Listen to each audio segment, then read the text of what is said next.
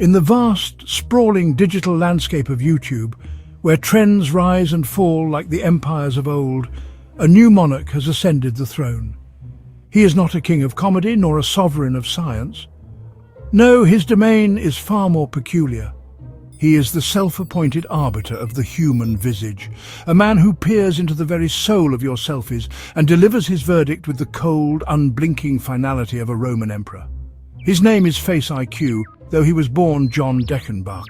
He has carved out a niche so specific, so utterly bizarre, that one cannot help but watch in a state of mesmerized bewilderment. He is the face-rating king, a title as absurd as it is strangely compelling in our modern age. This chap, you see, didn't just stumble upon this curious profession. He cultivated it with the meticulous care of a prize-winning gardener tending to his petunias. Except, in this case, the petunias are people's faces, and the gardening involves a rather sharp pair of rhetorical shears. He dissects cheekbones, scrutinizes jawlines, and measures canthal tilts with a precision that would make a Swiss watchmaker blush. He has become a digital phrenologist for the 21st century, a man who believes that the secrets to one's potential, one's very worth, can be decoded from the geometry of one's face. It is a spectacle of glorious, unadulterated nonsense, and yet the masses flock to him, eager for his judgment. He presents himself with an air of unshakable authority, a digital sage dispensing wisdom from his glowing screen. His voice, a curious hybrid of its British origins and a new, affected American cadence, booms with pronouncements that are as harsh as they are hilarious. One might watch and wonder what sort of chap dedicates his life to such a thing. What series of unfortunate events, or perhaps fortunate ones, led young John Deckenbach to become Face IQ, the grand poobah of facial critique? It is a story, my friends, that is stranger than fiction, a rabbit hole of conspiracy and familial strife that is almost too ridiculous to be believed. But in this digital circus, belief is often beside the point. And so, we must delve into the world of this peculiar content creator. We must pull back the curtain on the man who rates faces with the detached air of a butcher weighing a cut of beef. It is a journey into the heart of a very modern form of madness, a place where self-esteem is quantified and beauty is broken down into a set of cold, hard numbers.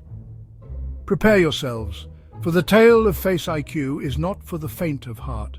It is a story of ambition, betrayal, and a truly astonishing amount of talk about jawlines. It is, in short, utterly captivating in its sheer, unadulterated absurdity.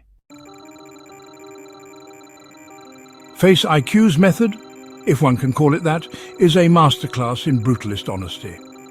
A viewer, bless their hopeful heart, submits a photograph, seeking validation, perhaps a digital pat on the back. What they receive instead is a verbal dismantling of their entire facial structure. "Your mid-face is too long," he might declare, his tone dripping with the sorrow of a doctor delivering bad news. "The gonial angle is suboptimal. Your eyes tragically possess a negative canthal tilt." It is a language of its own, a bizarre dialect of anatomical terms mixed with the blunt force of a playground insult. He delivers these critiques with such unwavering confidence that you almost start to believe him. He will pull up diagrams, drawing lines and angles across a person's face, like a mad architect planning an impossible building. Red lines signify flaws, green lines represent strengths, but the screen often ends up looking like a bloodbath. He speaks of hunter eyes versus prey eyes, with the gravity of a biologist discussing predator-prey dynamics in the Serengeti. It's all terribly scientific sounding, designed to lend an air of legitimacy to what is essentially a highly subjective and often cruel exercise. The poor souls who subject themselves to this digital vivisection are either brave, foolish, or simply desperate for a definitive answer in a world of endless ambiguity. The sheer audacity of it is what makes it so compelling. In a society that preaches body positivity and self-love, Face IQ stands as a defiant monument to the opposite. He is a bull in the china shop of modern sensibilities, gleefully smashing every delicate notion of everyone is beautiful. His verdicts are swift and merciless. A face is either a 7.5 or a 4, and the reasoning is laid bare for all the world to see.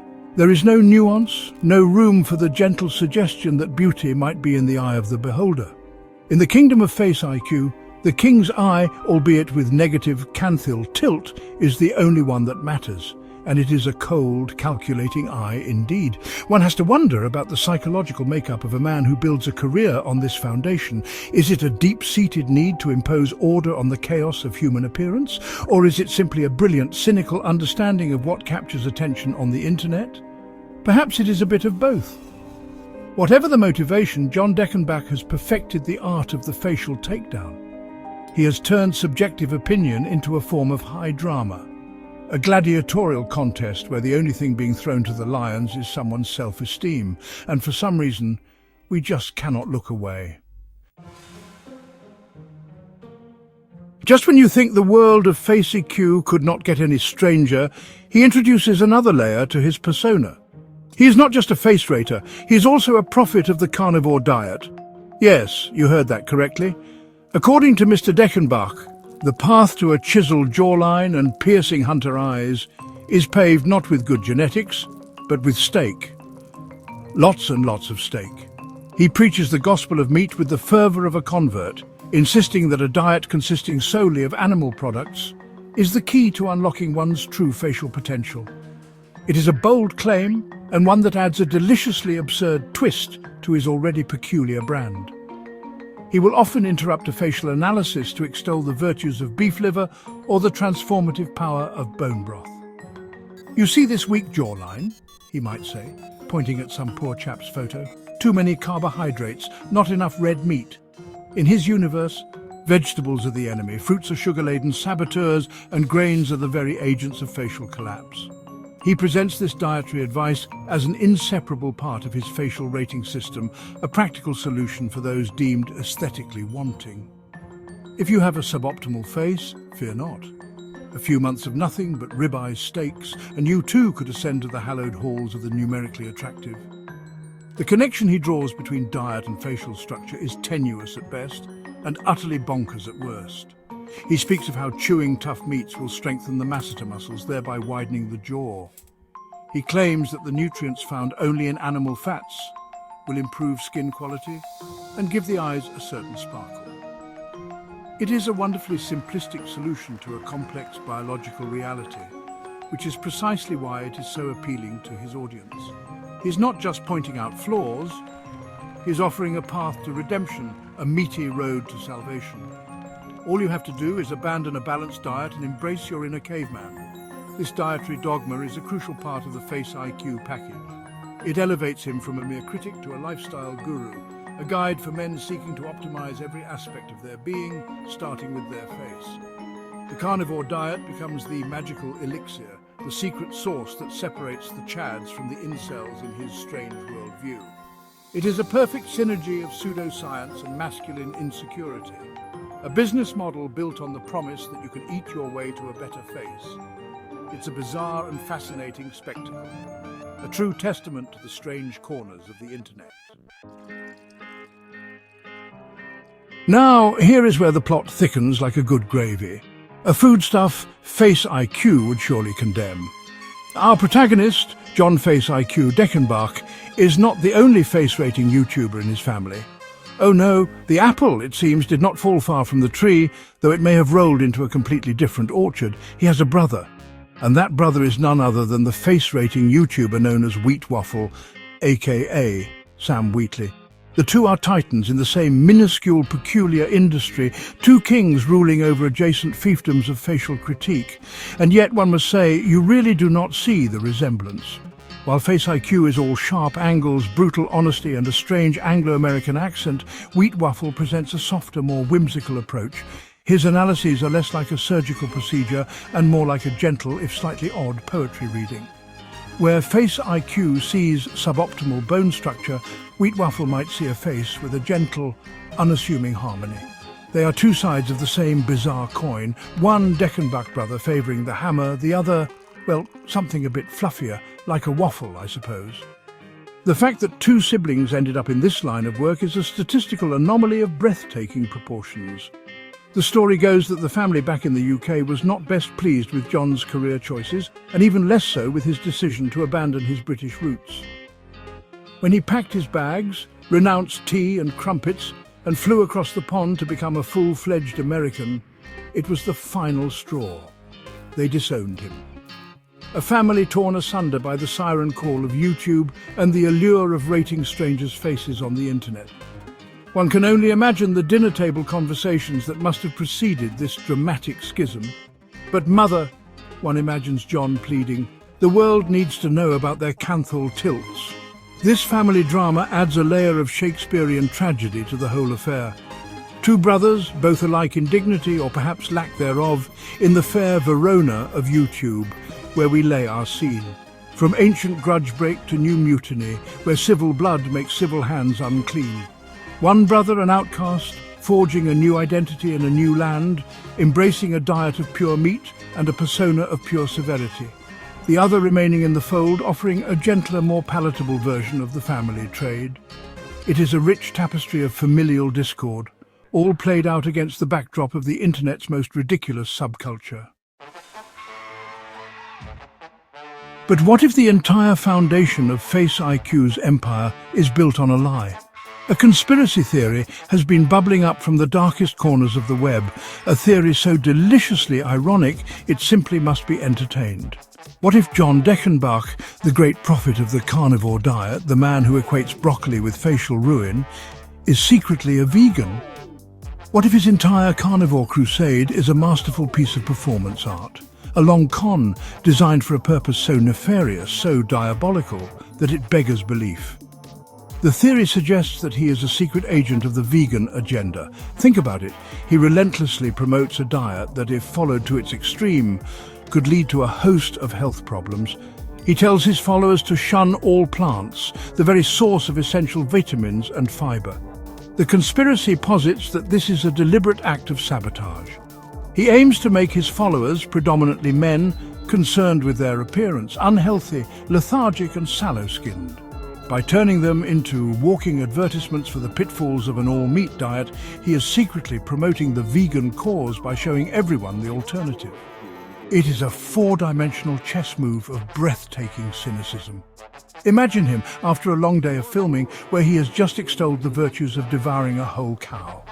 He turns off the camera, sighs, and pulls a container of kale and quinoa salad from a hidden mini-fridge. He nibbles on a carrot stick while scrolling through comments from his carnivore army, a small, wicked smile playing on his lips. The entire persona, the meaty rhetoric, the steak-filled Instagram posts, all a charade.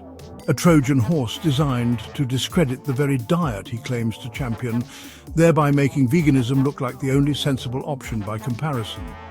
This theory, while utterly unproven and likely a product of an overactive imagination, is just too perfect to ignore. It reframes Face IQ not as a simple grifter, but as a Machiavellian mastermind of dietary warfare. He is not just rating faces, he is playing a long game to reshape the health of his entire audience for his own secret plant-based agenda. It would be the ultimate irony, the king of the carnivores, brought down by the revelation that his throne is made of tofu and his crown is woven from spinach leaves, a truly hilarious and fittingly absurd twist in the tale of Face IQ. The final piece of this confounding puzzle involves a ghost. Not a literal one, but the ghost of a YouTube channel past. Veterans of the face rating scene will remember a creator by the name of Creating Attractive. For a time, he was a prominent figure, a rival to the burgeoning Face IQ. Then shortly after John Deckenbach moved to America and began his meteoric rise, Creating Attractive vanished. The channel went dark. The videos stopped. He simply disappeared from the internet without a trace, leaving a void that Face IQ was all too happy to fill. Coincidence? The conspiracists think not. The most lurid and satirical theory whispered in online forums is that Face IQ, in a bid to eliminate his competition, murdered Creating Attractive. Not in a literal Scotland Yard investigating sense, of course. This is a digital murder. The theory suggests that upon arriving in America, Deckenbach launched a ruthless campaign to usurp his rival's throne. Perhaps he used his burgeoning influence to orchestrate a takedown, a digital character assassination so complete that Creating Attractive had no choice but to retreat into obscurity. He did not just want to compete, he wanted to conquer. This narrative casts Face IQ as a ruthless opportunist, a digital conqueror who saw an opportunity and seized it with both hands. The disappearance of Creating Attractive was not just a happy accident for him, it was the result of a calculated strike. He saw the king and he decided to take the crown by any means necessary.